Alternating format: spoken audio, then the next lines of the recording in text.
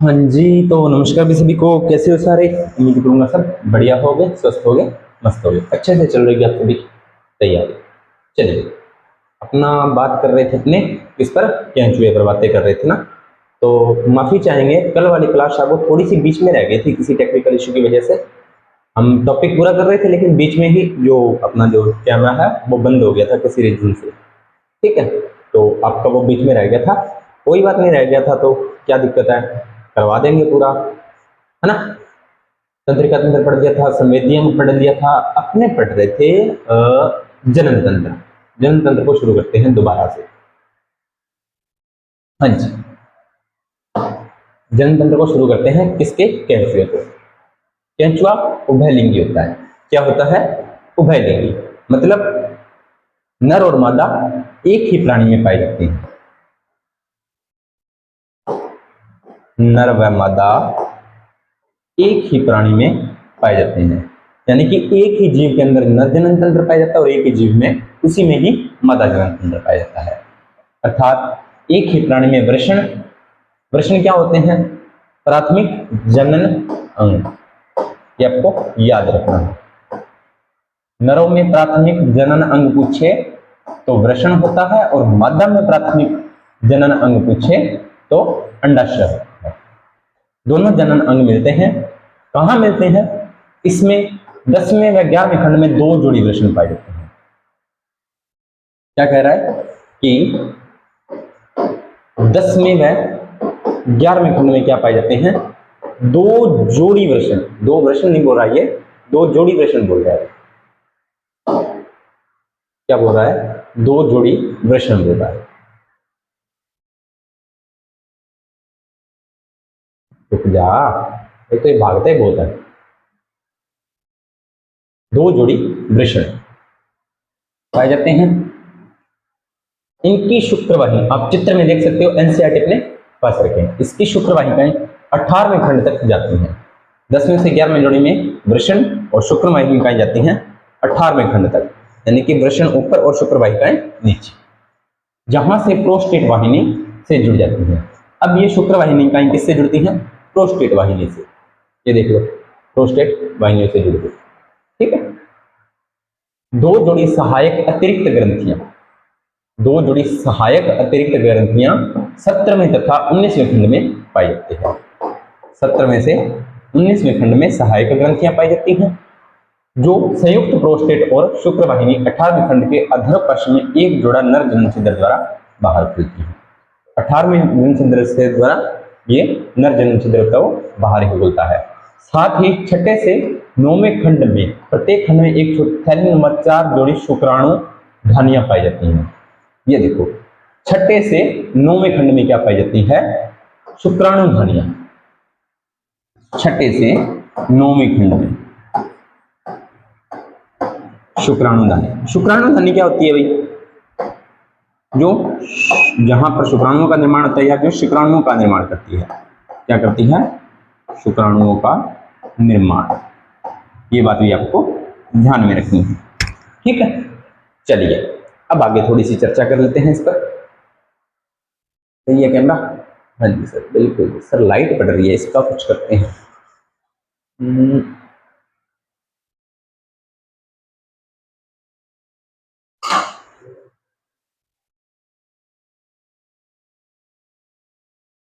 वो ही ठीक रहेगी।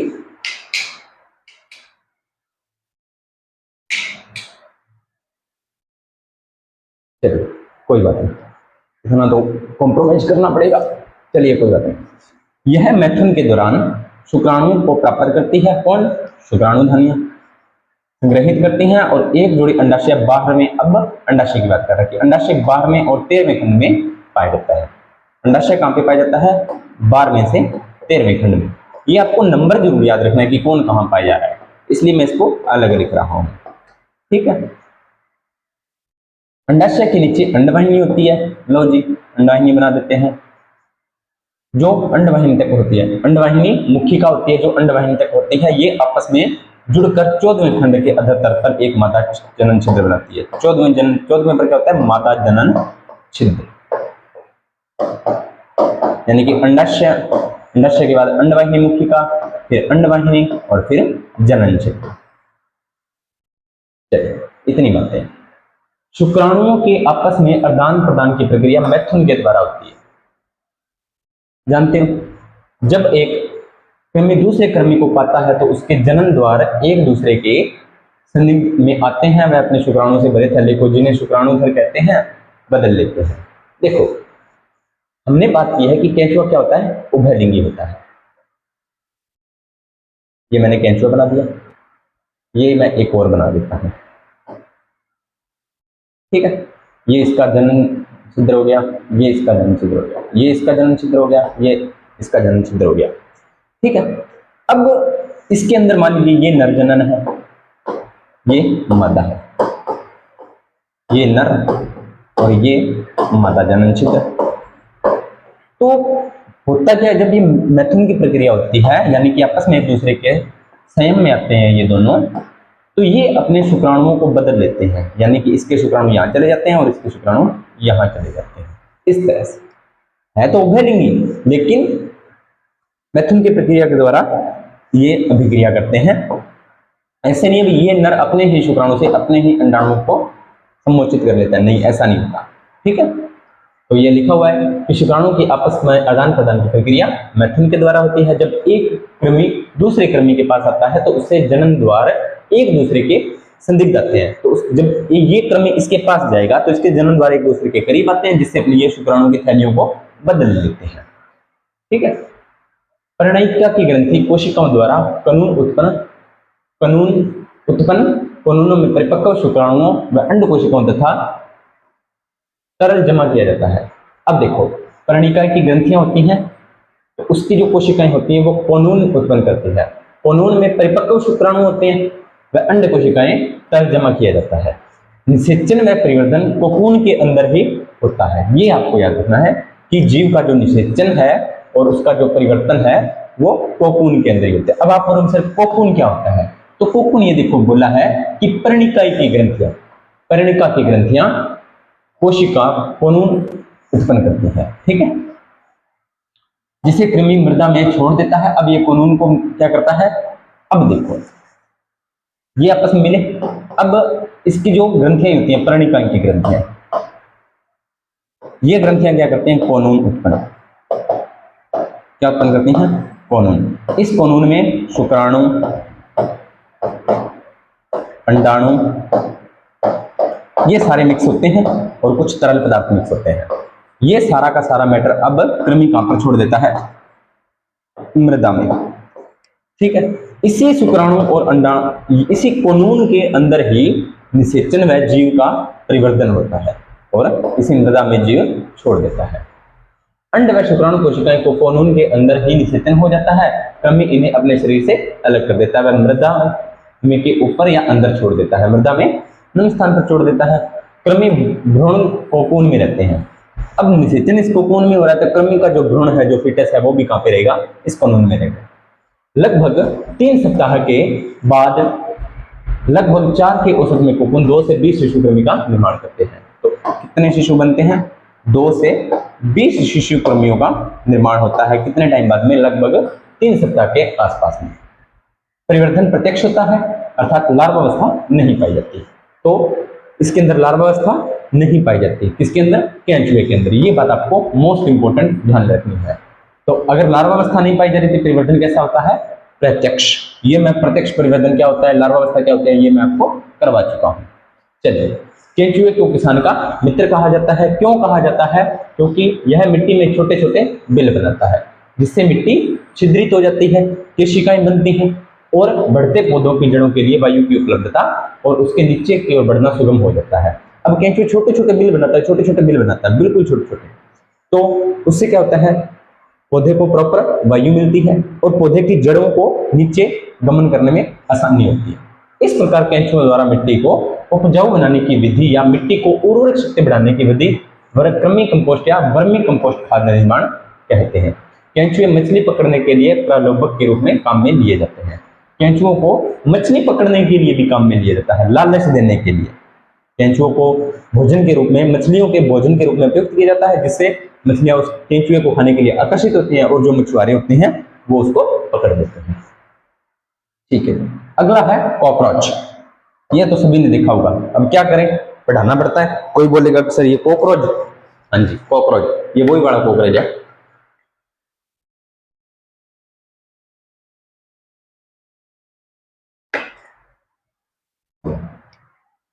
कौन सा बड़ा कॉकरोच है? वही बड़ा। चलिए इसकी थोड़ी सी बात कर लेते हैं कॉकरोच की।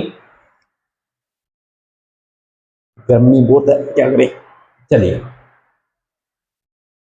कॉकरोच, इसका एक नाम और होता है तिलचट्टा, ये आपको याद रखना है। कई बार बच्चों को कॉकरोच तो पता होता है लेकिन तिलचट्टा नहीं पता होता, तो कॉकरोच कोई है दूसरा नाम होता है वो तिलचट्टा होता है। कॉकरोच चमकदार, वाह जी वाह, चमकदार होता है ना, भूरे व काले रंग के सपाट शरीर वाले प्राणी होते हैं, बिल्कुल फ्लैट, जिन्हें संघ, फाइलम, ऑर्थोपोडा, ऑर्थोपोडा। अब ऑर्थोपोडा की मैं आपको एक बात बताता हूं, जंतु जगत का ऑर्थोपोडा होता है वो जंतु जगत का सबसे बड़ा संघ है, सबसे बड़ा संघ, जंतु जगत का सबसे बड़ा संघ, और जंतु जगत का लगभग 80% जंतु इसी संघ में पाए जाते हैं। याद रखने वाली बात है, ठीक है। तो ऑर्थोपोडा का मतलब होता है प्यारे बच्चों संधिपाद, संधिपाद। अब संधिपाद का मतलब होता है, संधि का मतलब होता है जोड़, और पाद का अर्थ होता है पैर, यानी कि इनके जो पैर होते हैं उसमें क्या होती है, संधियां पाई जाती हैं। जैसे हमारे हाथों पैरों में जॉइंट्स होते हैं ना, उसी प्रकार इन्हीं के हाथों पैरों में भी जॉइंट्स होते हैं, इसलिए इन्हें ऑर्थोपोडा में रखा गया है। अब इसका आगे वर्ग है इंसेक्टा, यानी कि कौन सा वर्ग है, इंसेक्टा। संघ तो है ऑर्थोपोडा, वर्ग कौन सा है, इंसेक्टा है, कीट वर्ग, यानी कि तिलचट्टा है वो एक कीट होता है, में सम्मिलित किया गया है। उष्ण कटिबंधीय भाग में चमकीले पीले व लाल हरे रंग के कॉकरोच अक्सर दिखाई देते हैं। उष्ण कटिबंधीय यानी कि गर्मी वाले स्थानों पर आपको पीले रंग के, लाल रंग के और हरे रंग के कॉकरोच आपको देखने को मिलते हैं। इसका आकार होता है जी 1.25 से 3 इंच तक, ठीक है, या 0.6 से 7.6 सेंटीमीटर तक इसका आकार होता है। इसकी लंबी श्रृंगिका पैर तथा ऊपरी शरीर भित्ति से चपटी में वृद्धि होती है जो सिर को ढके रखती है। चलिए अब इस थोड़ा सा इसका डायग्राम देखते हैं, समझते हैं डायग्राम क्या करना चाहता है। तिलचट्टा बाहरी से आपको ऐसा दिखेगा, ध्यान से देखो, ये वाला जो ऊपर वाला भाग है, ये वाला रेड रेड आपको दिखाई दे रहा है, ये होता है इसका सिर। क्या होता है, सिर। डायग्राम बनाना साथ के साथ। तंतु रूप श्रृंगिका, श्रृंगिका ये देखो, तंतु के रूप में एक श्रृंगिकाएं पाई जाती हैं, जिसको अपने कॉकरोच की मूंछ बोल देते हैं, इसकी तो मूंछ है। संयुक्त आंखें, ये देखो छोटी छोटी आंखें, ये झील सी गहरी आंखें है ना, तो संयुक्त आंखें होती हैं। प्रवक्ष पृष्ठक, ये इसका प्रवष्ट पृष्ठ होता है। ये मध्य वक्ष यानी कि मध्य वाला भाग। अब आगे की तरफ देखो, ये देखो मैंने बोला था ना इसके अंदर जॉइंट पर, ये यहाँ पर जॉइंट है, ये यहाँ पर जॉइंट है, ये यहाँ पर जॉइंट है, ये यहाँ पर जॉइंट है, तो अग्र वक्षीय टांग यानी कि आगे वाली टांग, ठीक है। और उसके बाद में ये दूसरी टांग आ गई, तो ये होती है मध्य वक्षीय टांग, मध्य वक्षीय टांग, वक्ष का मतलब आगे की ओर। तीसरा पृष्ठ वक्षीय टांग, तीसरी टांग, यानी 3 टांगे इधर, 3 टांगे उधर। यहां पर देखो इसके नीचे वाला भाग, ये वाला भाग क्या रहता है, पृष्ठ वक्षीय, ये मध्य वक्षीय, ये पृष्ठ वक्षीय। इतनी बातें समझ में आ गई होगी। आगे है, ये जो पंख से दिखाई दे रहे हैं इसको बोलते हैं टैगामिना। क्या बोलते हैं, टैगामिना। और ये जो एक और पीले से कलर का पंख है इसे बोलते हैं पश्च पंख, और इसको बोलते हैं उदर। और ये वाला जो भाग होता है इसको बोलते हैं गुदालुम। क्या बोलते हैं, गुदालुम। तो कितने भाग हो गए, सिर, टैगामिना, पश्च, उदर, गुदालुम, तंतु संगिका, संयुक्त आंख, मध्यवक्ष। मोटी मोटी बात देखें तो सिर पाई जाती है, आंख पाए जाते हैं, पैर पाए जाते हैं, पंख पाए जाते हैं, है ना। आप ये शॉर्ट में लिख सकते हो। तिलचट्टे का बाहरी चित्र। चलिए अब आगे देखते हैं। समस्त संसार में ये रात्रिचर होते हैं, रात में बाहर निकलते हैं भाई। सर्वभक्षी प्राणी होते हैं या नम जगह पर मिलते हैं, नम स्थानों पर, जहां पर नमी होती है वहां पर ये पाए जाते हैं। ये मनुष्यों के घर में रहते हैं और गंभीर पीड़क तथा अनेक प्रकार के रोगों के वाहक होते हैं, रोग वाहक होते हैं ये। ठीक है, अब इसकी थोड़ी सी बाह्य आकारिकी देख लेते हैं, फिर मैं आपको आगे पढ़ाऊंगा। पहले डायग्राम देख ले और फिर इसके बारे में आगे चर्चा करेंगे। चलिए ये देखो, संयुक्त आंख को इसने बड़ा करके दिखाया है, तो ये इसकी संयुक्त आंख हो गई। ये बड़ा भाग हो गया इसका छोटा सा नेत्रक, ये मैंडिबुल, ये मैक्सिला, लेब्रम, लेबियम, लेवियम। ठीक है, चलिए पहले पढ़ ही लेते हैं, फिर आपको समझ में ऐसे करवाने का मतलब नहीं। चलिए, एक व्यस्क कॉकरोच जाति, लो जी। अब कॉकरोच की जाति क्या है? पेरी लिखो, पेरिप्लेनेटा, पेरिप्लेनेटा अमेरिकाना, अमेरिकाना, ये इसका नाम है, याद रखना है आपको। वैज्ञानिक नाम करवाए हुए हैं कि वैज्ञानिक नाम कैसे निकालते हैं, है ना। तो आपको आने चाहिए भी, ये आने चाहिए या नहीं आने चाहिए? आने चाहिए।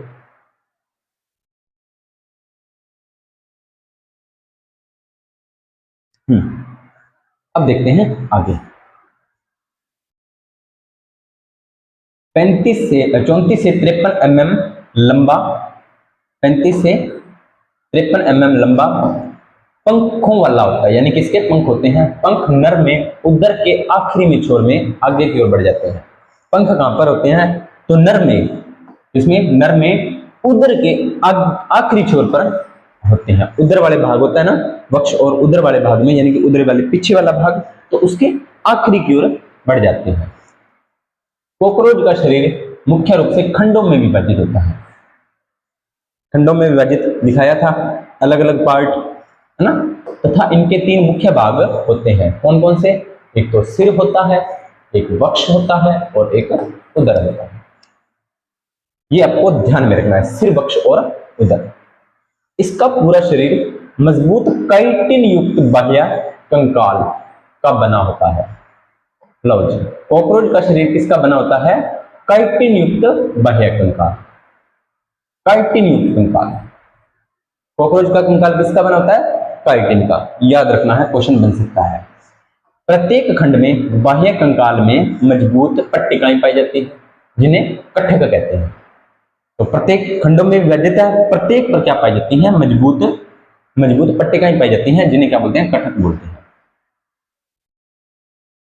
ये खंड आपस में एक पतली, महीन व लचीली झिल्ली से जुड़े रहते हैं। अब ये खंड एक आपस में पतली व महीन झिल्ली द्वारा जुड़े रहते हैं, जिसे बोलते हैं संधिकारी झिल्ली या संधि झिल्ली। क्या बोलते हैं? संधिकारी या संधि झिल्ली।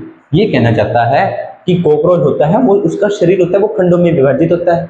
अब खंडों में विभाजित है तो उसके जो कंकाल होता है वो काइटिन का बना होता है। अब उसका मजबूत होते हैं तो खंड, एक खंड होता है वो दूसरे खंड से एक पतली झिल्ली होती है, महीन झिल्ली होती है, जिसे संधिकारी झिल्ली द्वारा आपस में ये जुड़े रहते हैं। शरीर के अग्रभाग में स्थित सिर त्रिकोणीय होता है। सिर कैसा होता है? त्रिकोणीय, इस तरह से। ठीक है, शरीर के अनुदैर्ध्य अक्ष के साथ लगभग समकोण बनाता है।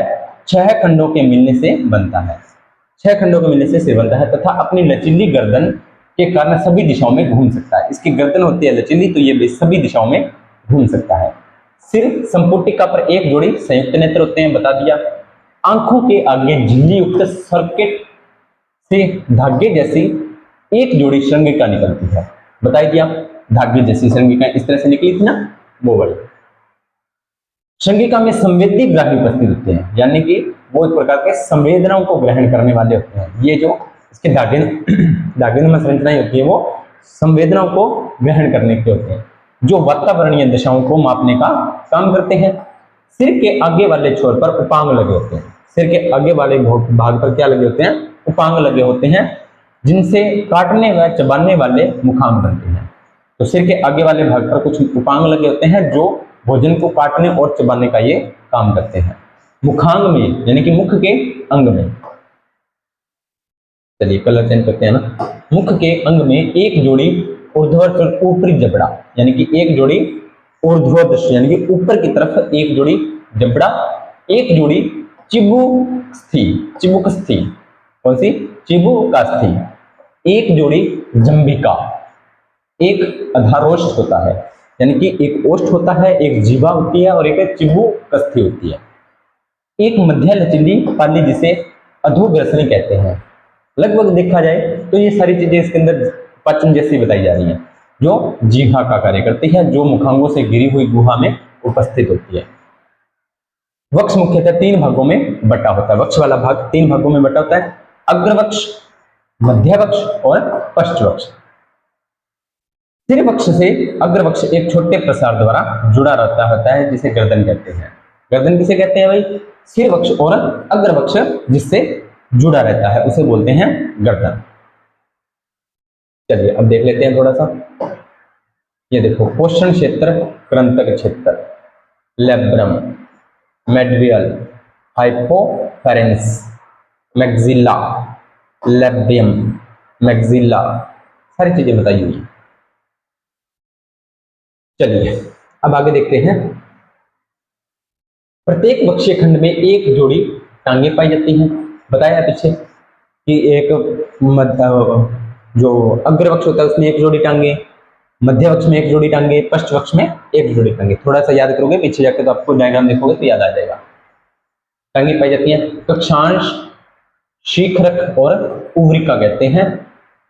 अंतःजंगिका व कुश पंखों का प्रथम जोड़ा मध्यवक्ष से निकलता है। पंखों का जोड़ा मध्यवक्ष से निकलता है। दूसरा पश्चवक्ष से अग्रपंख, जिन्हें प्रवार कहते हैं, अच्छिद कहते हैं। प्रवार अच्छिद कहते हैं। किसे कहते हैं भाई? जो अग्र से अग्रपंख होता है उसे, आगे वाला पंख होता है उसे क्या पता है? प्रवार अच्छिद कहते हैं। अपारदर्शी, गहरे रंग के होते हैं तथा विश्राम अवस्था में पश्च पंखों से ढके रहते हैं। अब ये होते हैं अपारदर्शी कौन? पंख, जो विश्राम अवस्था में तेल चट्टे को ढके हुए रखते हैं। ठीक है। पश्च पंख पारदर्शी झिल्लीनुमा होते हैं तथा उन्हें उड़ने में मदद करते हैं। पीछे वाले उड़ने में मदद करते हैं और पारदर्शी होते हैं। नर व मादा दोनों उदर में 10 खंडिया होता है। 7 नर व मादा दोनों में, यानी कि इसमें नर व मादा अलग अलग होते हैं। ठीक है। दोनों में उदर 10 खंड होते हैं। 7वां अधिक नौकाकार होता है तथा 8वां व 9वां अद्रक होता है। 7 मिलकर एक जनन कोष्ठ व जननी कोष्ठ बनाता है, जिसमें अग्र भाग में मादा जनन छिद्र, समैथिकल छिद्र व स्पर्शक ग्रंथियां होती हैं। नर में केवल 8वां पृष्ठ ही 7वें खंड तक ढका रहता है। नर व मादा दोनों में 10वें खंड में एक जोड़ी संधियुक्त दंतियों लोम पाया जाता है। इन्हीं लोमों के नीचे की ओर नर के 9वें खंड में एक जोड़ी छोटे व धागे समान गुदा शूक होते हैं। मादा में शूक अनुपस्थित होते हैं। अब देखो ये क्या कह रहा है, थोड़ा सा इसका जन्म तंत्र थोड़ा सा बताया गया है, दोबारा देखते हैं। नर व मादा में उदर 10 खंडी होता है। जो उदर वाला भाग होता है उसमें कितने खंड होते हैं? 10 खंड होते हैं। अब 10 में से 7वां अधरक नौकाकार होता है। 7वां खंड क्या होता है? नौकाकार, तथा 8वां व 9वां अधरक के साथ मिलकर एक जनन कोष्ठ या जननिक कोष्ठ निर्माण करता है। 8वां और 9वां जननिक कोष्ठ का निर्माण करता है, जिसके अग्र भाग में, आगे वाले भाग में मादा जनन छिद्र, परमेथिकल छिद्र यानी कि नर जनन छिद्र में मादा जनन छिद्र पाए जाते हैं। वह संस्पर्शक ग्रंथियां होती हैं।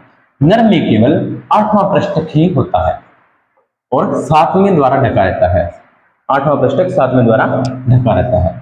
नर व मादा दोनों में 10वें खंड पर एक जोड़ी संधियुक्त तंतुमयी गुदिया लोम होते हैं।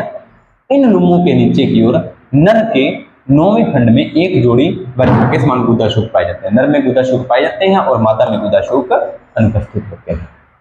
ये थी कॉकरोच की बाहरी अकारिकी। कल हम बात करेंगे कॉकरोच की आंतरिक अकारिकी, जिसमें हम केंचुए की आहार नाल और फिर केंचुए का खुला परिसंचरण और फिर हम बात करेंगे केंचुए का तंत्रिका तंत्र फिर हम बात करेंगे जनन तंत्र और फिर हम बात करेंगे मेंढक। कल इसको कंप्लीट करने का प्रयास करेंगे, ठीक है। चलिए, उम्मीद करता हूँ आपको यह जानकारी अच्छी लगी होगी। अगर जानकारी अच्छी लगी हो तो वीडियो को लाइक शेयर कमेंट करना, चैनल को करना सब्सक्राइब। अब कई बच्चे बोलेंगे सर आप फर्स्ट करवा रहे हो, तो इसका रीजन ये है कि मैं आपको जो बेसिक चीजें हैं वो आपको मैं करवा चुका हूँ 11th 12th वाली, जो 10th वाली साइंस की सीरीज है उसमें। तो पहले आप वो सीरीज पढ़ के आइए ताकि आपको शब्दों का खेल वहां पर समझ में आ जाएगा। आगे की फिर एनसीईआरटी पढ़ना आपके लिए आसान होगा, ठीक है। तो उम्मीद करता हूँ आपको ये क्लास अच्छी लग रही होगी, ये सीरीज अच्छी लग रही होगी। अगर अच्छी लग रही है तो क्लास को शेयर जरूर किया कीजिए। मिलते हैं नेक्स्ट वीडियो के अंदर, तब तक आप सभी का धन्यवाद।